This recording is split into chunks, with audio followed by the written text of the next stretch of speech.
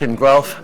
I'm happy to be here in Lloyd today with you, with Minister Hussen, and with Mayor Guthrie to talk about housing. Everyone in Canada deserves a safe and affordable place to call home. When people have access to the housing they need, our economy and our communities are healthier and stronger. And this is why our work to make housing more affordable and accessible is so essential. It's essential for people like Jatinder, who sent me a letter recently. He's looking for a home in BC, and his financial situation is tough these days. All he can find are unfinished basement suites for more than $2,000 a month.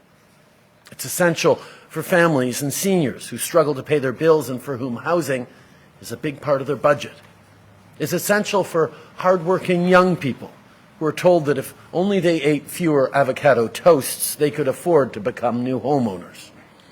Well, when it takes a family in Toronto 311 months to save for a down payment, and a family in Vancouver 342 months, that price tag for a house is just too high.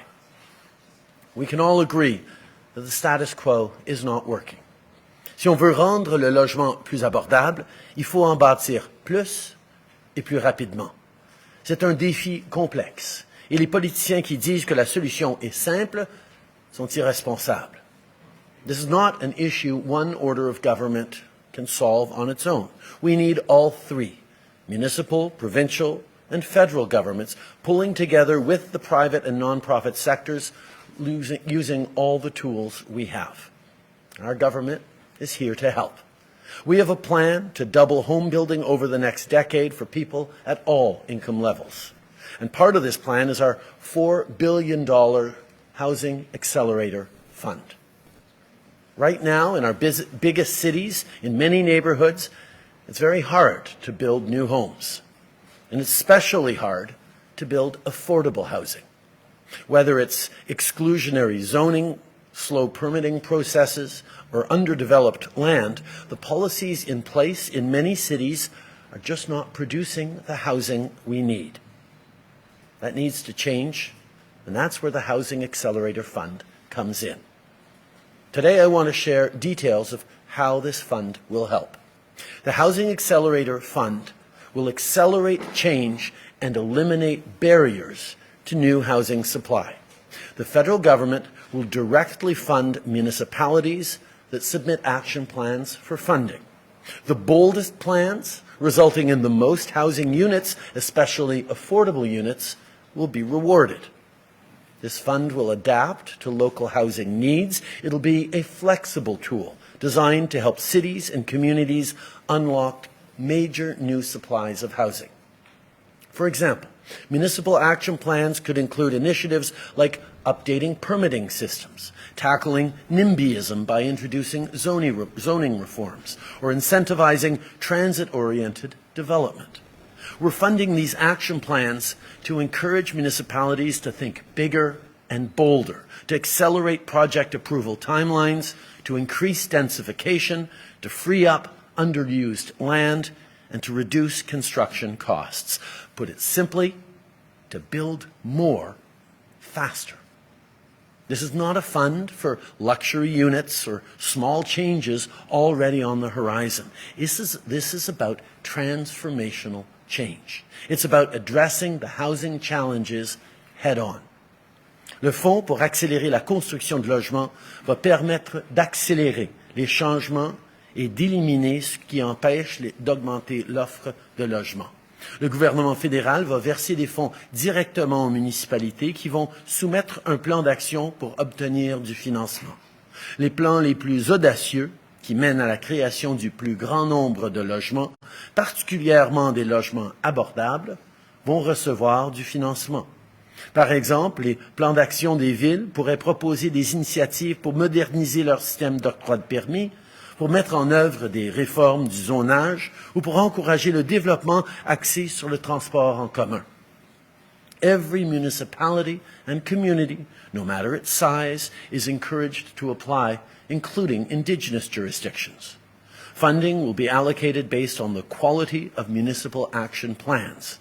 Just like with our bilateral deals on healthcare and childcare, our government will be focused on delivering results. Together, we will make a difference for Canadians. So today, my message to cities, towns, and Indigenous jurisdictions is this. We want to start receiving your action plans in June. So start working them as quickly as you can. Dig out those creative, bold ideas that's going to bring you to the next level on creating more housing quickly, whether it's zoning, whether it's densification, whether it's accelerating permitting or new systems to put in place. We need to keep building across this country. Aujourd'hui, mon message aux municipalités et aux territoires autochtones est le suivant.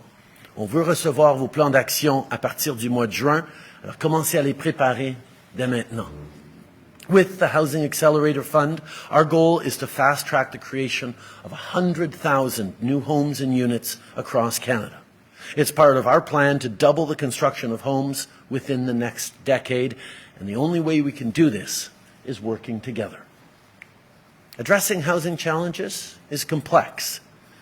No matter what Mr. Poilievre, the Conservative leader, is trying to sell you, there is no one simple solution. Picking fights and attacking mayors won't work. It's not a responsible solution. The federal government needs to work with mayors if we want to build more housing together, not against them, like Mr. Poilievre is suggesting. He has no responsible plan for the economy, and he certainly has no plan to invest in housing to make life more affordable for people. His only plan seems to be to make cuts to services and investments that will get housing built. That's not responsible leadership. What we need are responsible, multifaceted solutions. That's why our government has laid out a plan. First, to build more homes and increase supply with programs like the Housing Accelerator Fund. Second, to help people save for a down payment for their first home. And third, to fight speculation. Notre priorité, c'est de livrer les résultats. Par exemple, avec des programmes comme l'Initiative pour la création rapide de logements, on est en voie de créer plus de 14 500 logements abordables neufs pour les gens vulnérables qui en ont besoin à travers le pays. I'm here today at Grace Gardens in Guelph, which was funded by the Rapid Housing Initiative. This building used to be a motel, and it's now being converted into apartments for people who are experiencing homelessness. The 32 units should be completed in 2 months. So I want to give a huge shout out to everyone who's been involved in this. Lloyd, who's always been there for the people of Guelph, fighting for them, standing up for progressive values in a way that's really made a huge difference. Mayor Cam Guthrie, Cam, your leadership, your commitment to housing, your commitment to building a stronger, more resilient community that has room for everyone to succeed, everyone to get what they need, has really been exceptional. It's been wonderful to watch everything that you've been doing here, and we're just so excited that we're going to be able to continue being here as an active partner in all the success you're building for people here in Guelph. I want to thank Minister Huson, who's been on the forefront of fighting and building programs and solutions to make people able to access the homes that they need right across the country.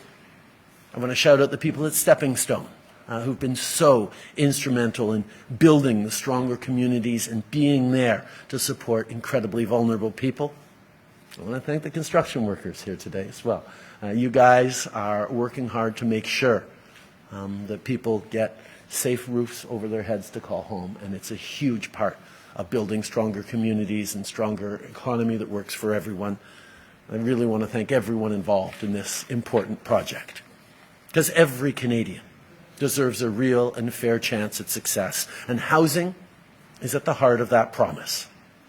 If we want our economy and our communities to thrive, cities should be able to attract and keep talent.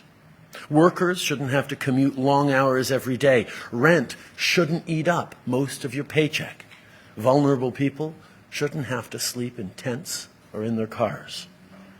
Making sure all Canadians have access to a safe and affordable place to call home will make everyone's lives better. Depuis 2015, on a fait beaucoup de progrès.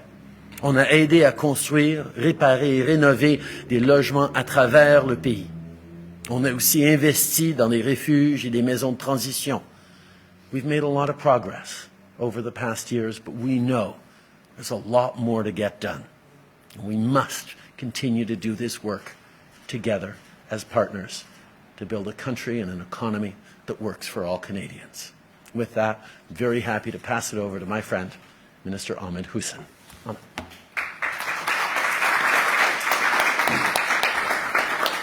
Good morning, everyone. Bonjour à tous. Thank you so much, Prime Minister, for your words and for making this really important announcement. It's also great to be here in Guelph again with Mayor Guthrie and my good friend and hardworking Member of Parliament, Lloyd Longfield.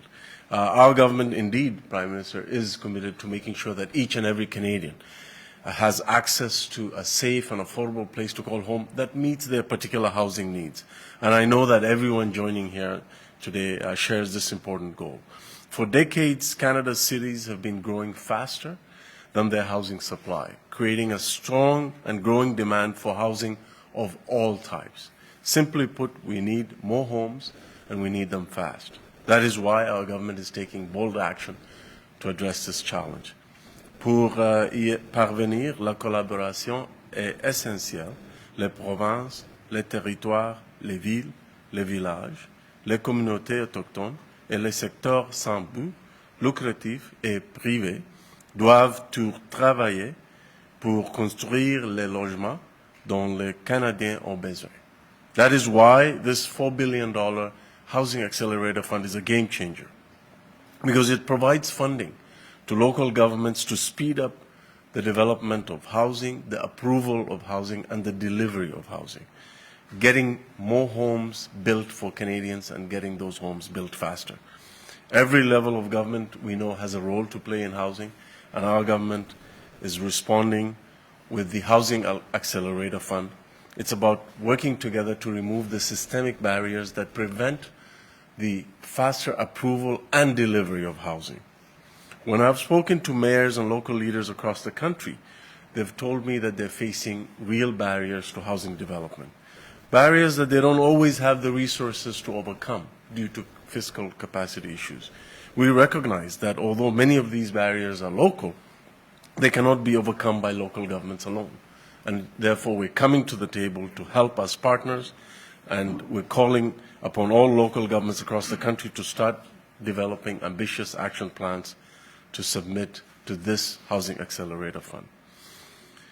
This isn't a short-term solution. The Housing Accelerator Fund is about investing in systemic changes that will result in long-lasting impacts. The actions this fund will support will live beyond the fund itself and will continue to unlock new housing supply, including affordable housing, into the future. The Housing Accelerator Fund is one of many initiatives that our government has introduced as part of our ambitious and longly held plan for a national housing strategy, a plan that has grown from $40 billion to over $80 billion, and it is making a difference right across the country. Nous continuerons à travailler sans relâche avec nos partenaires locaux et nos partenaires en matière de logement, d'un océan à l'autre, pour investir dans des solutions qui changent la vie de ceux qui en ont le plus besoin. The Housing Accelerator Fund is a critical part of this effort, the effort that we're making to make sure that more homes are built faster for Canadians from coast to coast to coast. So I want to thank everyone for their important dedication to this important work.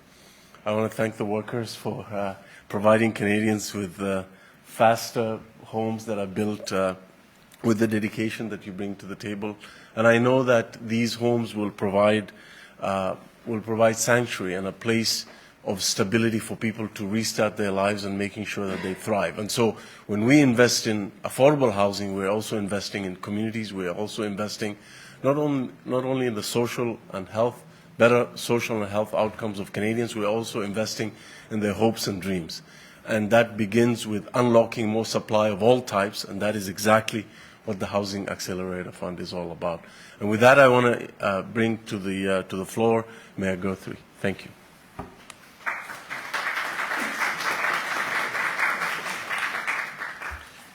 Well, thank you so much for being here, everyone, today, and especially to you, Prime Minister. One of the things that municipalities have been saying over and over again is we're looking for partners because it is, as the Prime Minister said, a complex issue. And here we are today with this announcement, with the Minister as well. We have a true partner at the table. And that partnership has been key. Not just today, but actually leading up to today. Over many years, your government has been a partner for municipalities. And I really want to thank you so much for choosing Guelph to make this wonderful, wonderful announcement. And it's already been mentioned, we're standing in Grace Gardens here, 32 permanent supportive housing units. Again, another partnership with the federal government that is bringing this project to life. And our city cannot be more thankful. Thank you so much. To address this crisis, and it is a crisis, as I said, we need those partnerships.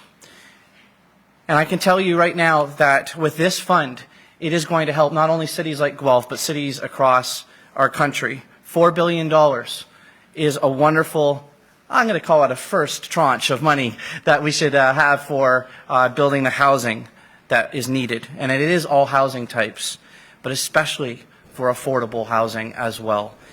This is going to be a game changer. Our city just had to pledge with the provincial government to build 18,000 homes by 2031.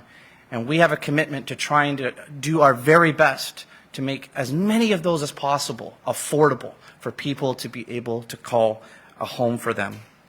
Now, you may think that this program that's being run by the government, by the federal government out to municipalities may look like it's process-driven, and we need that in municipalities. We need the system changes that this fund is going to provide for us. But the way I look at it is actually at the very, very end, and it's when a person or a family or someone who's homeless now has a roof over their head. And that's the outcome of such a program like what's being announced here today. And that's what we should all try to keep our minds on. The smiles of those families, the smiles of the refugee family that comes here and is looking for a safe and affordable place to live. This is exactly what this fund is going to help us with. This important announcement, as I said, helps us move forward on the pledge, and it recognizes clearly that this is an all-of-government approach. Thank you so much to the Prime Minister, to you, Minister, and to you, Lloyd, for your hard work across not only the country, but here in our city as well. It takes all of us. I'm very optimistic we'll get it done with programs and announcements like this today, because everyone deserves a safe and affordable place to call home. Thank you so much.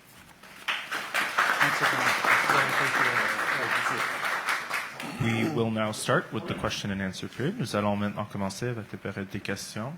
I'll turn it over to the first question. One question, one follow-up. Good morning, Prime Minister. Simon Dingley from CBC. Welcome back to Southern Ontario, sir. Glad to be back.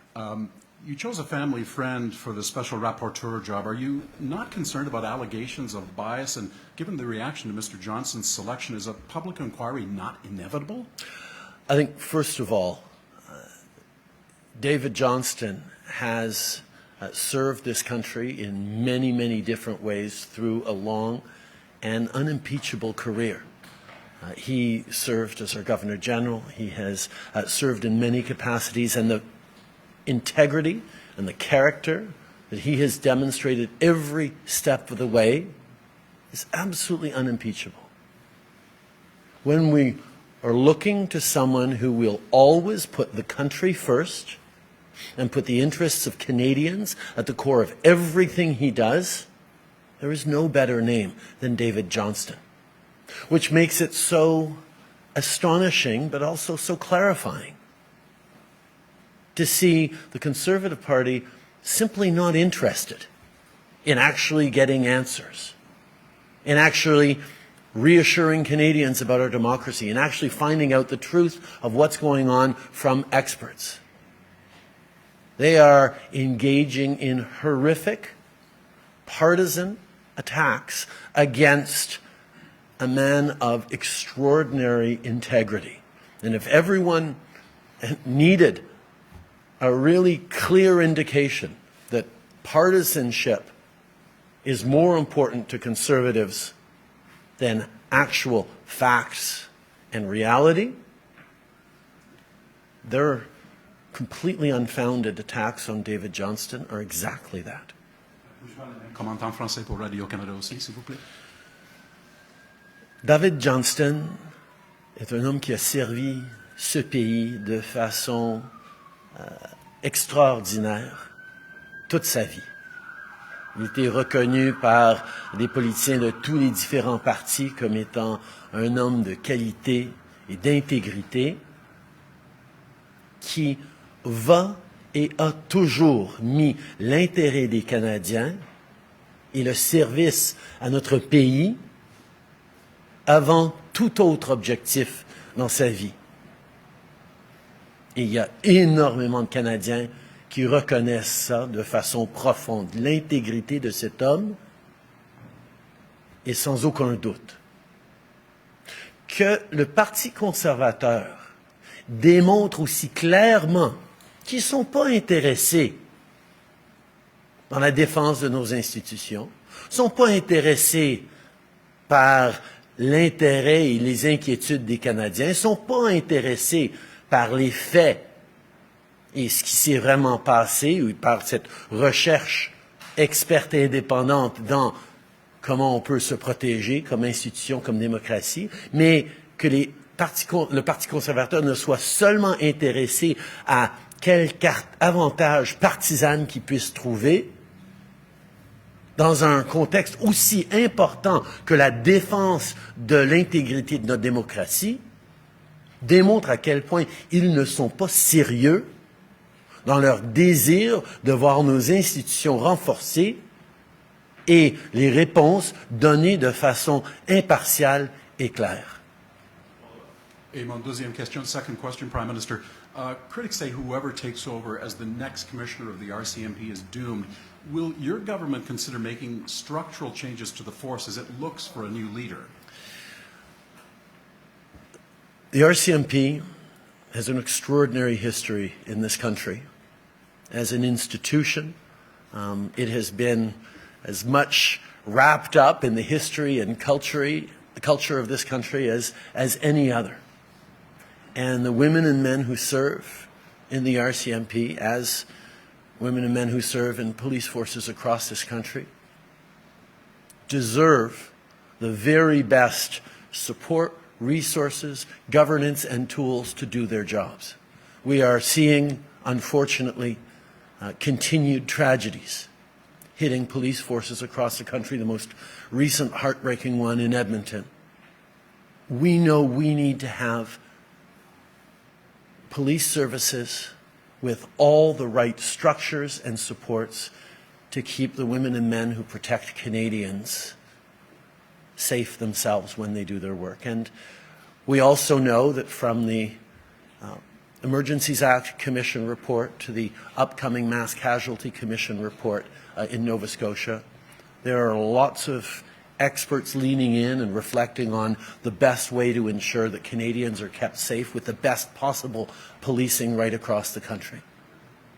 And as we move forward with the search for a permanent new commissioner for the RCMP, with an excellent interim commissioner that we've just announced today, I can assure you that we are very much looking at how to ensure that the RCMP can continue to offer the very best service to Canadians from coast to coast to coast.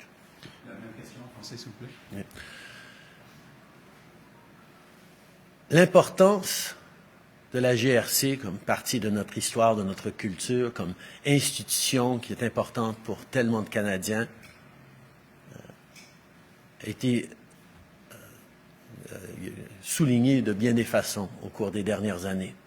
Mais nous reconnaissons aussi que la responsabilité et la vulnérabilité des femmes et des hommes qui servent dans nos corps policiers, que ce soit la GRC ou d'autres à travers le pays, méritent les meilleures ressources, la meilleure formation, le meilleur encadrement, la meilleure capacité de bien servir les Canadiens. On reconnaît qu'il y a beaucoup trop de tragédies récemment, d'actes horribles. On en a vu juste hier à Edmonton, où on a perdu 2 policiers. nous nous devons de nous assurer qu'on est en train de faire tout ce qui est nécessaire pour protéger pas seulement nos policiers, mais nos institutions.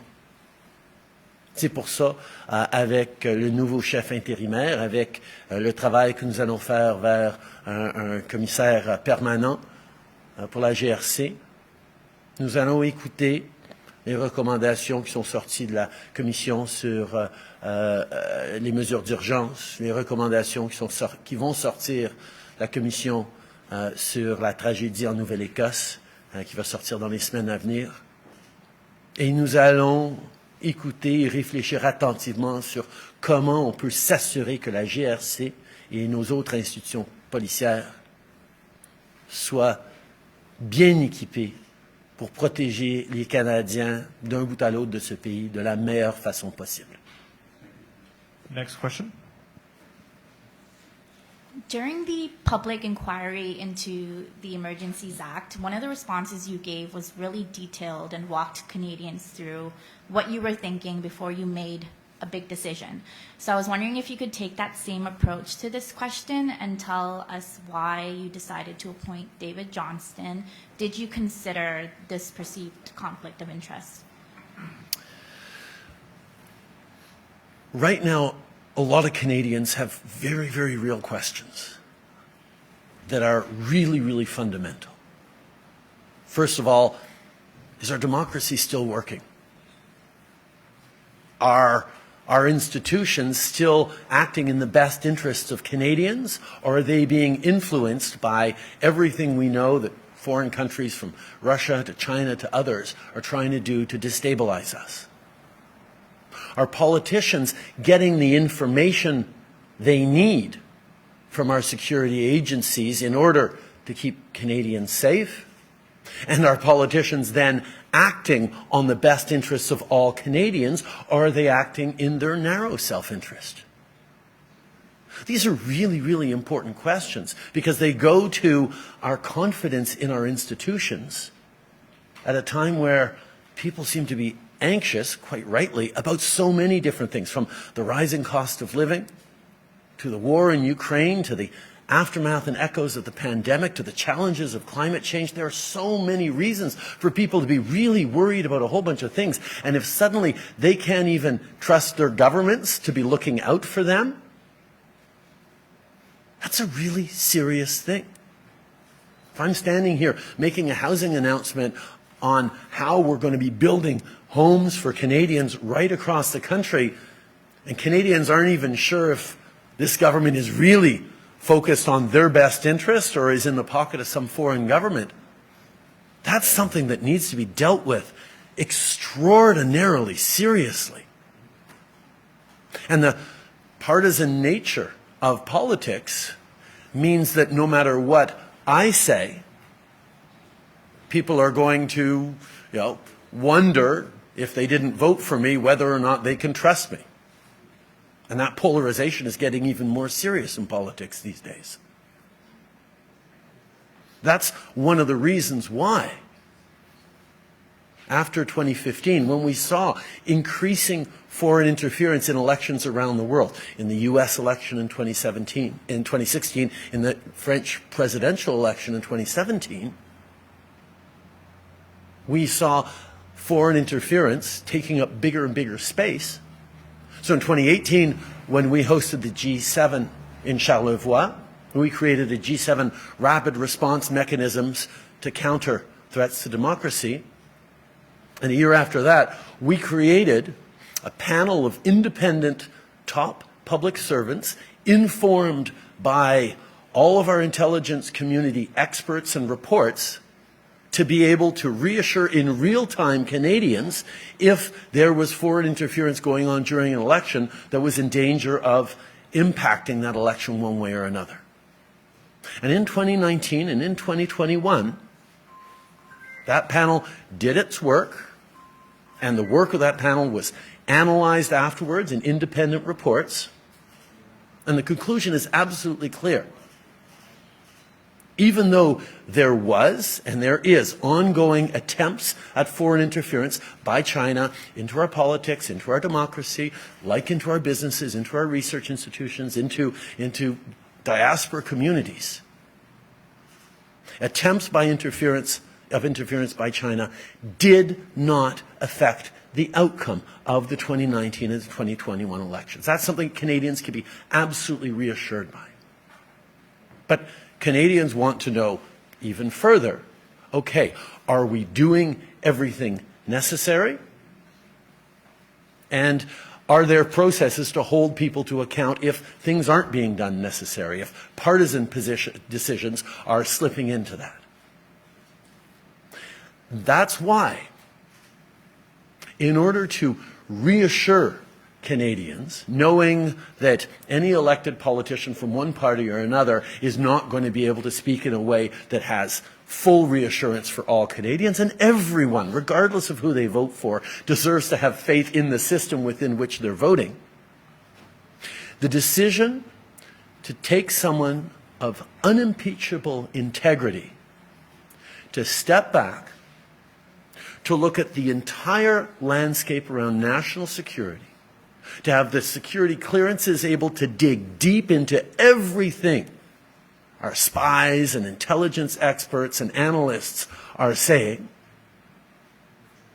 to dig into what the different parties knew, to dig into what the government was told, dig into what experts knew and didn't know, to highlight the work being done by two professional bodies or expert bodies that we created, the National Security and Intelligence Committee of Parliamentarians, that is a bunch of MPs from all parties that have the necessary clearances to look into everything our intelligence communities are doing and have done, and NCIRA, which is a similar body that's formed of judges and experts to do similar work and oversight. All those things together actually make up a very robust array of mechanisms that this government and this country has to protect our institutions. And finding the right person of unimpeachable integrity, completely committed and devoted to Canada, to be able to look at that, to ask all the questions of everyone involved necessary, and come out and say, yes, the elections and the integrity held, but these are the things that could and should be improved. And this is the process going forward, and this is why Canadians can be comforted that things are being done right. Or conversely say, no, there's a real problem, the whole system is broken, we need to fix it. This is someone who's going to be able to say these things that won't and shouldn't be interpreted in a partisan way, because this is a serious issue that will impact whichever party is in power for many, many years to come. And making sure we're addressing this with deep seriousness and not partisanship is exactly why turning to an extraordinary, responsible individual who is nonpartisan, who can say these are the processes that is necessary, whether it's a public inquiry, whether it's a judicial review, whether it's just more empowering of the institutions that are there, whatever it is, coming from that person with the authority to do that and the ability to reassure Canadians, that's how you deal with a complex, difficult issue like this seriously. So my desire to step aside from the partisanship of this, the partisan advantage and sniping that unfortunately characterizes so much of our politics these days, where no matter how good an idea is, if it's brought forward by a political opponent, it must be wrong, is really harmful. Communities don't work that way. Canadians don't think that way. But in politics, it's gotten so polarized and toxic that we've had to take a step back and find someone who is the right person to say, okay, let's focus on the interests of Canada, of our institutions, of our country, and of Canadians. and let's look at everything that's gone on. Let's restore people's confidence above partisanship. And let's make sure we've got the best possible system moving forward. And that's why it's just so difficult to see that the official opposition in this country has chosen a very different tack, to decide to go full partisan on an issue that, quite frankly, needs to be taken with a level of seriousness and respect that Canadians deserve. Pierre Poilievre wasn't just a minister in the previous government. He was Minister of Democratic Institutions. He was in charge of the integrity of our elections. He was in charge at the time of making sure that China or others weren't influencing our elections. He understands how important this is, or he should. So I am really hoping that the nomination of Mr. Johnston is going to be able to bring down the temperature on this issue and demonstrate, as David has done throughout his entire life, that a level of seriousness and expertise and responsibility applied to a very, very important issue is the right path for Canadians and for our country. Follow-up? This is another question. Former Vancouver Mayor Kennedy Stewart says he would like to see investigations of China's interference in Canada's elections expanded to include provincial and municipal elections. Is this something the Special Rapporteur could be asked to do? As we said many times, we are seeing the threats of interference by foreign countries in all spheres of Canadian life, in our politics, in our elections, but also in businesses, at all orders of government, in our research institutions, within communities, particularly diaspora communities. It's something we have to take seriously at every level. But I do want to pause on this issue around the Vancouver mayoral election. And I think I can speak to it in a way that people know that I don't necessarily have any skin in the game in that one, and there's no partisan interest for me in that particular context. I think we have to be very, very careful when little bits and pieces of uncorroborated, unverified information get put out and people instantly react with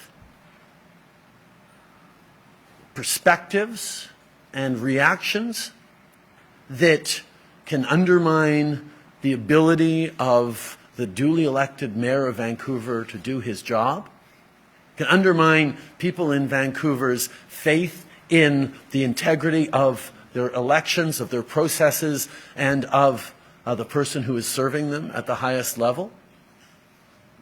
The impact on individuals who choose to step forward and serve their communities, like Ken Sims, being attacked by allegations that are incomplete and leaked that he can't even really respond to, is sort of an underscoring of the delicacy of these issues and of how they need to be treated with real seriousness. Yes, allegations that a foreign country is interfering in elections at any level need to be taken seriously. But if people jump to conclusions and start throwing around allegations, are not only harmful to an individual, it's also harming the very institutions, the integrity of our institutions and our democracies that we're trying to protect. If China and Russia and others are trying to destabilize our democracies, it's not even what they might do to impact the outcome of the elections that is the best way for them to destabilize our democracies. It's in undermining the fundamental confidence we all have in those institutions in the first place that can be most harmful to our country. That's why we have to be careful about respecting national security when we talk about allegations like this that are leaked out. But it's also why they have to be treated so seriously and so responsibly.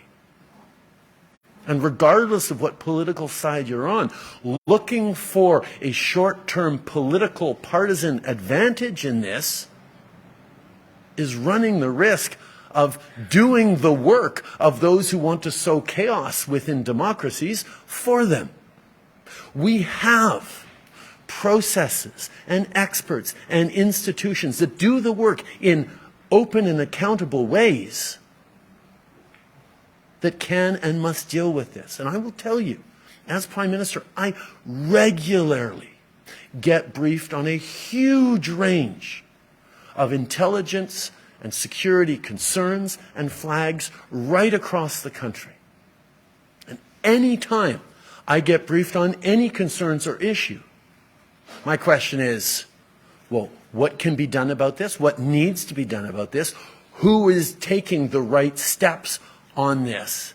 And are they going to be brought in? Now, those steps don't always include talking about it on the front page of the newspapers. But there are steps and processes in place that do get taken throughout our institutions when there are concerns around integrity or interference. But impugning the reputation of the Mayor of Vancouver, impugning the integrity of our institutions, that's a very dangerous path to go on at a time where democracies are precarious as it is around the world. En français, s'il vous plaît, sur la situation dans Vancouver. OK. Je vais ramener un petit peu. Je pense que la situation à Vancouver, qu'on voit avec le maire Sims, souligne à quel point il faut être très attentionné sur comment on va parler de ces allégations. Il y a des informations non vérifiées, avec des sources incertaines, qui supposent que peut-être il y aurait quelque chose ici ou là. Et les Canadiens commencent à peut-être avoir des inquiétudes par rapport à l'intégrité de leur maire actuelle à Vancouver ou de l'intégrité de leurs institutions. Et on voit à quel point, quand on parle d'enjeux de sécurité nationale, des enjeux délicats à ce niveau-là, on doit les traiter de façon sérieuse. On doit les regarder de façon responsable. Et on ne peut pas tout simplement sauter à des conclusions parce qu'il y aurait peut-être des allégations qui seraient venues de quelque part, qui diraient que peut-être ci ou peut-être ça. C'est l'impact que ça peut avoir sur nos institutions démocratiques est possiblement plus grande que la déstabilisation ou l'influence directe de la Chine dans nos démocraties. Si on arrive à un endroit où les Canadiens n'ont plus confiance dans leurs institutions, on a encore plus de déstabilisation ou de problèmes dans notre démocratie. C'est pour ça que je suis tellement inquiet de la façon que les partisans politiques sont en train de jouer avec ces informations incomplètes et incertaines.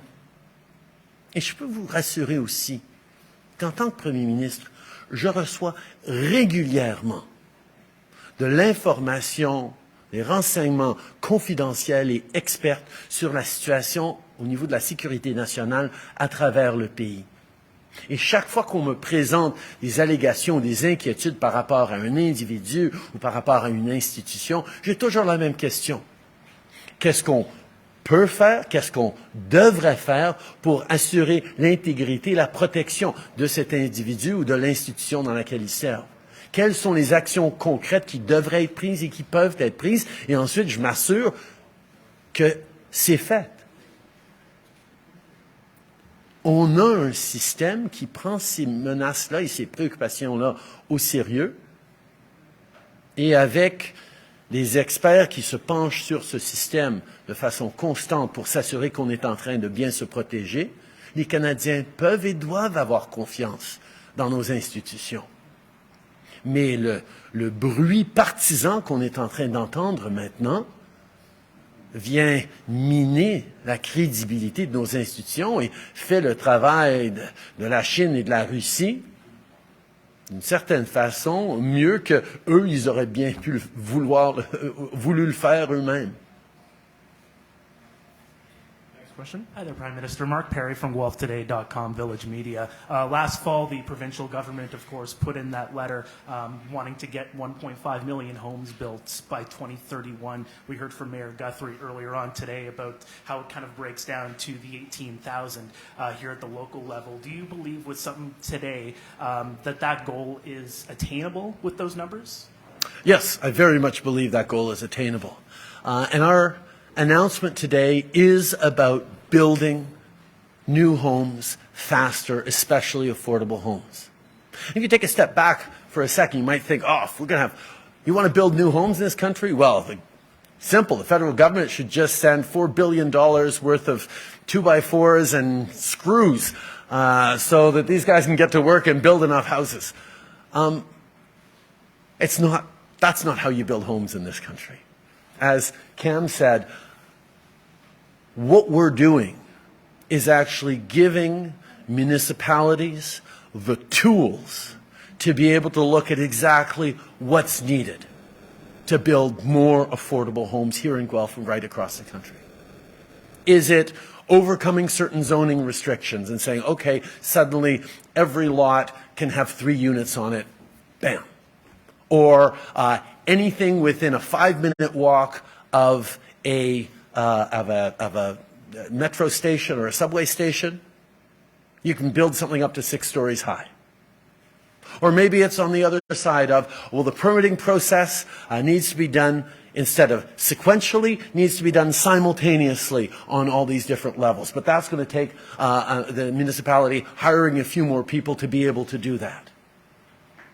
Maybe it's an issue around encouraging nonprofits and organizations like Stepping Stone to have more access to better planning, to be able to have more resources to put in more money for grants that will accelerate those sorts of things. Process is one of the big challenges on how to get things built. And it's not sexy. It's actually easier for someone like Polyev to say, we're just going to get rid of process. We'll get rid of the gatekeepers, and then people will be building homes all over the place. But that's not how the world works, and I think people know that. If you want to seriously increase housing supply and ensure that it's affordable, you've got to do everything at the same time. And a big part of it is trusting the experts in the municipalities who are there hearing from residents and community organizations saying, we need more homes, and figuring out how and where to build them. We need to turn to unions and construction industries and say, okay, where are your challenges there? Really, you've got a shortage of workers. We need to get more Red Seal laborers. We need to move forward on this. So, okay, let's look at how we're doing on immigration. Let's look how we're doing in union training. Let's look at how we're making sure that you're able to do the jobs you have and support your families and live near enough your job sites to make it efficient. All these things. There is no one silver bullet on fixing housing. Man, oh man, our capacity to work together in real ways and make that change is something that I've seen time and time again from great partners like the municipal leaders here in Guelph. And that's why I know we are going to be able to do what we committed to and double the housing starts in this country over the next 10 years. Follow-up? As a follow-up, your Twitter account actually mentions that today's initiative is about about helping to create 100,000 new homes all across the country. How do you see this fund, I guess, evolving over the next several years? Do you perhaps seeing this turning into an annual thing that municipalities have to sign up for from now, perhaps till 2030?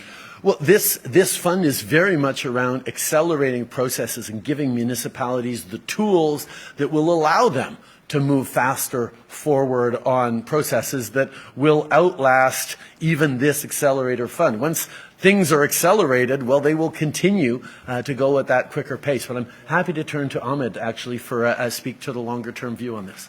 Absolutely. Thank you, Prime Minister. The idea is to really incentivize faster processing and faster permitting of housing, but also faster delivery of housing, and more density, more livable communities, more climate resilient communities, more affordable housing, and making sure that all of that is put together in a plan that will be helped by the federal government to deliver that. And once you improve those processes, once you increase the capacity of local municipalities to do more and faster, and in a more comprehensive plan, the idea is that that will also lead to cultural changes that will outlast the life of this program. And this is not a one-year program, it's a 5-year program. So again, it shows commitment and long-term planning from our end, but also on the part of the municipal governments.